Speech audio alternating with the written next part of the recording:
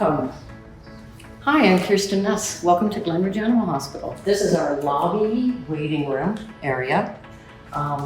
Large enough that we have several spots for different groups of animals to be seated if they have to be in. Here's our concierge desk for transactions, people coming in and out, directing traffic, billing people in and out. Back in the back corner over here is the call room where the calls are answered. They're answered off the front so that people can have somebody designated to deal with them when they first come in. They don't have to wait till somebody gets off the phone to have to deal with that. And the phone answers then have a little bit of a quieter area. All right, follow me. Down into this area of the waiting room, we have basically a retail section as well for mainly foods. We do have a small selection of dental items and more things to come. If you're here for a little while, we definitely have water, coffee and tea to make through here, and another comfortable place to sit that's just a little bit more private. Just more places to sit. Come on down here and we'll go to an exam room. All right. So we have 8 different exam rooms that are primarily, mostly unifunction, but some different functions. So this is just a standard exam room where normal vaccine appointments, anything of a routine nature, or even sick animals would be seen in here. We have 2 others along this side that are essentially identical with slightly different tables. Across the hall on the far side, this room is designated for exotics animals, so no cats and dogs come in here. This way, most of our exotic animals are going to be prey animals, chickens, rabbits, guinea pigs, snakes, not technically prey, but still prey. So we don't want them to have to do with the aromas and essence of predators. So this is their designated exotics exam room. Coming through to exam room 6. In this room we house our ultrasound machine. Though it's portable, we find it's most convenient to have just a designated room where we can have ultrasounds happen. Our internal medicine specialist, when he's here, on days that he works here, also uses this as his office. He also uses the ultrasound for almost every case that he sees, so that works out as well. This room here is another exam room. Although it's larger, and although it does not contain a table, there are tables on wheels just outside the door that we can wheel in if we need it. But we find for larger dogs or family groups, or if there's going to be a number of people, then we can fit more chairs in here and fit larger animals more comfortably. This is our last exam room to show you. We actually call it the comfort room. This room is designated exclusively for end-of-life moments, for euthanasias for pets, and it's a little bit more comfortable. The lights can be dimmed. There is a fireplace that we can turn on as well, and it means having a designated room for this means you can take all the time you need for those last moments, which are never want to be rushed, for sure. So this is the comfort room. Alrighty. 2 ways to get into the back area. You can get through exam room 7 and all the exam rooms on this side, but we'll just come through this door because we're here. Alrighty. Coming through here, if you notice, this sort of a main intersection, one of the main intersections of the whole place, actually. Heading down that way, you're getting into surgery and intensive care. Heading up this way is into our main treatment area. And heading down this way is x-ray and supplementals. So we'll start down, I think, here in the back into one of the hearts of the clinic, the treatment, sorry, not the treatment area, this is the surgery area and induction area. We do have an office back here with there are 4 workstations available in here. 2 currently are functional for anybody who wants to use them. Technicians, surgeons, whoever happens to be back here needs access to a computer is there. This is where we'd induce the animal. This means getting them under anesthetic and prepared for surgery. Would happen in this area here.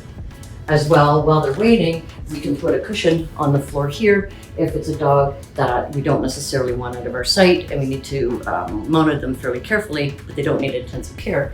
They can just be tethered with a leash to the hook on the wall while we finish the preparation of here, and then we can proceed with that pet. Let's go on over here. So we've got these both rooms are surgery. This is our main surgery room in here, so all our spays and neuters, and orthopedic procedures. Really, this is the main area where surgery would happen. This room, while it is a surgery, is actually lead-lined and contains our CAT scan. So this is our CT scan and the console that runs the CT scan. The CT scan, while it has currently, poor Tigger, once again, in for his CT. This is removable, and this can also be used as a surgery table, albeit a smaller one, so we don't really use it for that. However, if there's an animal that on CT that needs a surgery immediately and we need the use of our CT or the help of our CT for the surgery, we can absolutely use this room. It's all set up for, it's plumbed, and it's got oxygen lines and anesthetic vent lines plumbed right into it. Come. On this side, we have a large room where we do our dentistry. It is set up so that if we have the need, we can run 2 dentals simultaneously. Coming onwards. So exciting. Briefly, this is our medical manager's office. If you'll see, it's actually cleverly not exactly an office as much as it is a nook with doors. Some might find it claustrophobic. I'm told that it's actually lush. These are our supply cupboards and items that we might need for our exams. This area is our designated lab suite on the left and our pharmacy on the right.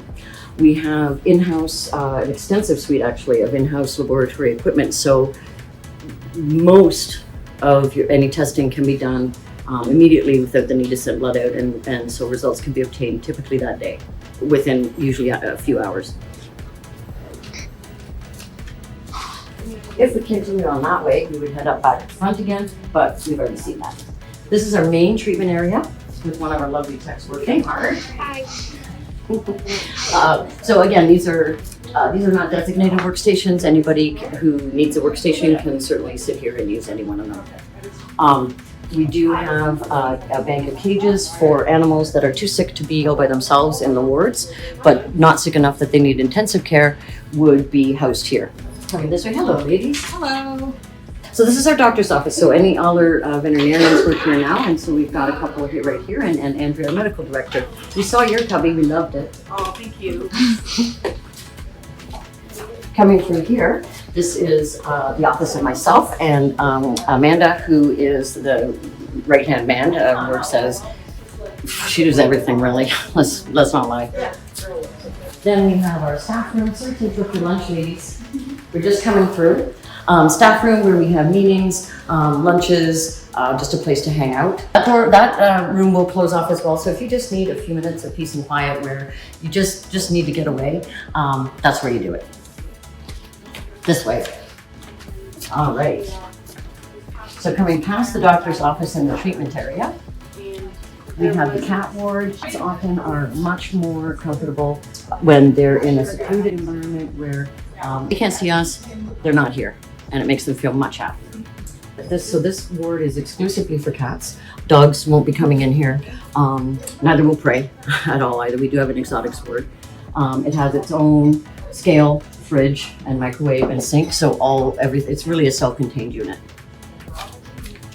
Coming down this way. This is the other side of the lab and pharmacy area. So this little wee room here, this is our exotics ward. So again, it's warmer in here. It's got a designated heater. It's kept much warmer in here. Most of our exotics need external temperature control, or certainly like it at a warmer room temperature than other species. So anything that is exotic can stay in here. Once the door is closed, it's very quiet. All right.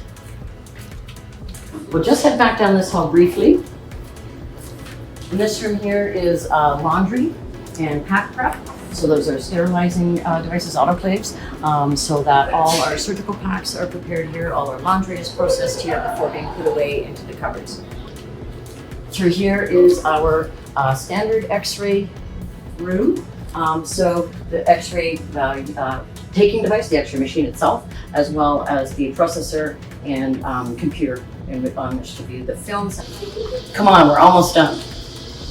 Wait till you see the lockers. Now that's a bank of lockers for folks. When I first started Glenridge Animal Hospital, we had 5 staff. It's very different now. Very, very different now. All right, so this is down our back hallway. And this is our designated dog ward. So we have runs, small number of cages, tub, and again, a fridge and microwave, and all the dishes are all in here. So nothing has to, everything is self-contained.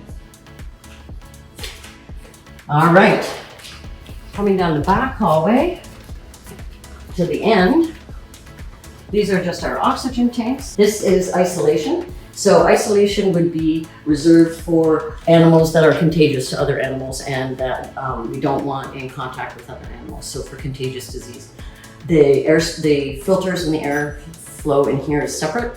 It does not communicate with the rest of the building. So it really dramatically reduces the risk of contamination and contagion. All right. Well, I think that pretty much concludes our tour of Glenridge Animal Hospital. If you ever want a tour, please just give us a call. We're happy to show anybody around. We love it here and we love to show it around. Thank you.